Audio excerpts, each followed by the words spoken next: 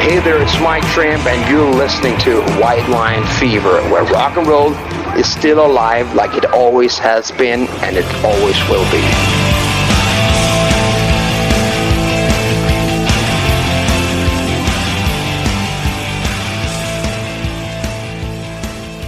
My next guest was quite offended a couple of weeks ago when we slagged off the AFL because he happens to follow the game. It's Tommy Boyce from the Casanovas. How are you, Tommy? I'm great, thank you, Steve. Thanks for coming on the program. Now, who do you follow? Well, I follow the Saints, but with a sort of probably waning degree of loyalty lately, just because of the fact that just looking at the whole way it works and the whole thing just being a big business, and I'm a little bit disillusioned, probably because of the fact that we've lost like 3 grand finals and stuff. But yeah, it's just that whole kind of business thing and the whole league going the way of like the Premier League kind of thing in terms of people just chopping and changing clubs, spending on money and stuff. It just means that I kind of not as into it as I used to be. But yeah, still love watching the game. Yeah. Is that all professional sports you're disillusioned with, or just the AFL? Oh no, more so the AFL. I think because I personally can't really see the players having or coaches and stuff having any real loyalty to the club itself. I mean, they have loyalty to each other, I think, they're as in teammates and so on. But I mean, there's the way Ross Lyon kind of upped and outed to Freo and stuff, and it just makes you kind of think, well, what's the point in being loyal to a club if they're not actually loyal to the club? It's sort of just this kind of. It's like an illusion, Are the Storm a chance of recruiting you then? The Storm? Oh, man. I'd have to... Every time I turn it on, I kind of flick it off, It's not because I find anything offensive about it. I just don't really get it, So it's just that kind of thing. I guess I'm just into AFL because I grew up with that, Yeah. Okay, let's move on to music. The big question is, there's a lot of questions, but where have you been for the last couple of years? Well, we've been, I don't know, what have we been doing? Damo and Jaws work full time now and stuff, and I've had a bit of a health issue. I've had a bit of chronic fatigue over the last couple of years, so that's kind of held me back a bit, and fortunately I'm sort of getting better from that, which is really good, so I'm just concentrating on writing this record, and once we get that done, we'll probably tour again and go back overseas and stuff. They don't really know the cause of chronic fatigue syndrome, do they? Or is there a cause? Well, for me, there was a definite thing, like there's a genetic hemochromatosis thing, which is an iron overload, which I got really hit with pretty hard. My iron was just way too high, and so lost all this weight and kind of was just feeling like death. And eventually, after giving a whole lot of blood, I felt a lot better, so I'm definitely on the upside of it, coming out of it and stuff. Things were going pretty well for you before that, weren't they? You got some good supports and getting plenty of airplay and publicity. Well, yeah, I mean, yes and no. We had to get good Triple J airplay in the country is like a real kind of crucial thing to tour, and so I think. Going back, it's quite a while now, they sort of stopped really playing this stuff a lot, so it kind of makes it really, really hard to tour anything other than just the main cities, And even then, you're sort of struggling, like, without any really decent kind of radio support. So, I mean, we just put a single out pretty recently, and I'm not sure if that got played much or whatever, but then again, singles are kind of not really the kind of thing that people pay much attention to these days. You've got to really put out a long player, so...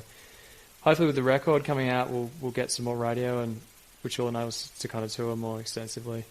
We'll get you to introduce a song off one of the first 2 records shortly, but the first record, you were kind of doing the Airborne thing before there was Airborne, weren't you? Like, really, like that sort of straight-ahead rock thing. And I flicked on cable TV in America, they got the radio stations at the end of the channels, and, they were playing one of the songs off the first record. Second one seemed...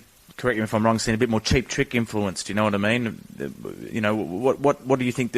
Was there a deliberate decision to change direction slightly? Not really. I just think that when you're starting a band and you got, I guess that was like when we started was 1999, and obviously, I loved bands like AC/DC and Kiss and so on, and when you first do your first kind of stuff, it's like you kind of to exorcise that demon. You just sort of.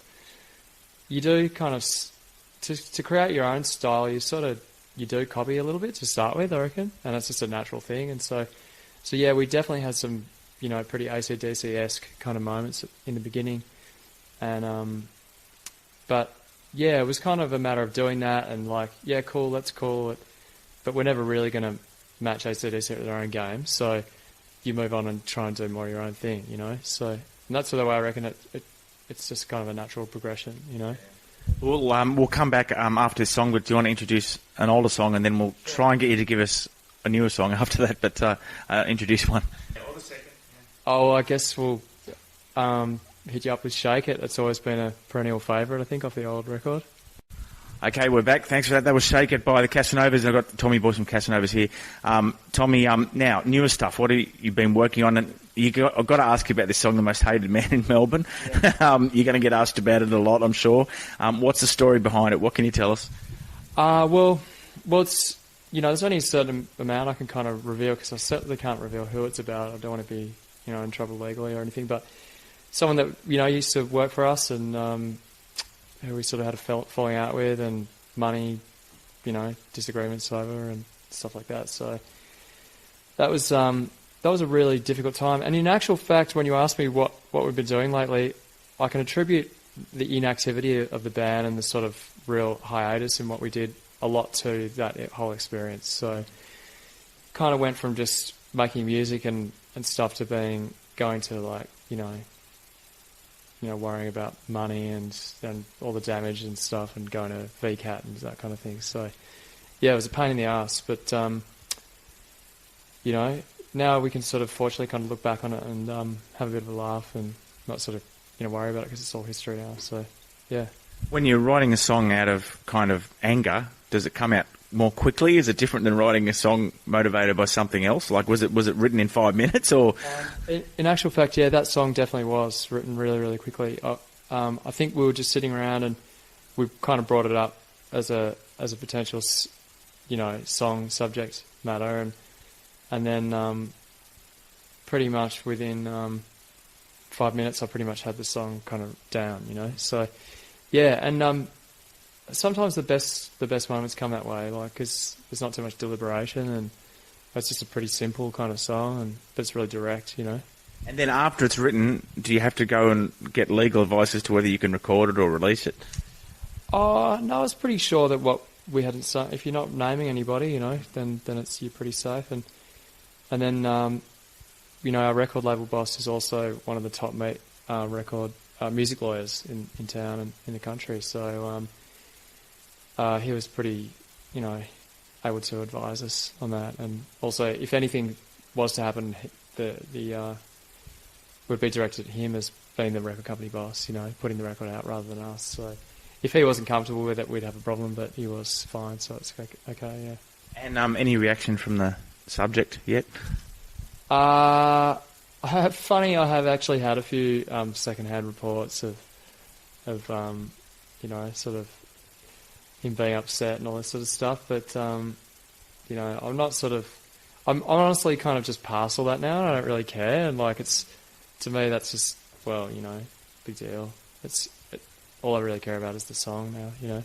Okay, before we play the aforementioned song, can you tell us a bit about how the writing's going for the new record, who's going to release it, when it's going to be out, that's sort of what the subject matter of the other songs are, maybe a bit about what it sounds like, if you could describe what it might sound like? Well, yeah, it's going to be pretty varied, I think, and like I've been writing quite a lot on my own for this one, and I just demo, like, I've got this little application on my iPhone which has just got a little multi-track thing, and I've always had Pro Tools and stuff on the computer and stuff, but I find that this method's been really, really good because it's just so low hassle.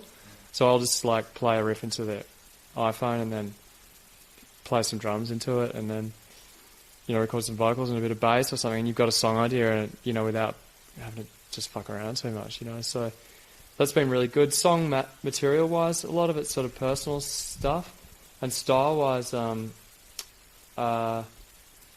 like, it's probably more like, it's still going to be a really straight ahead rock and roll record, but it's more melodic, and I definitely don't mean in an emo kind of way, but more in a kind of I guess if I was to draw any kind of comparison, like Cheap Tricky kind of Dictators sort of melodic kind of sense, you know, like, so there's a bit more of that kind of punky kind of thing in there that, I don't know, I've always really, really loved hard rock, obviously, but I also really love great pop music, as in kind of power pop. Like, I love bands like, not that this is an influence at all, but the other end of my taste is like, you know, Teenage Fan Club and Big Star and, you know, those kind of bands. So,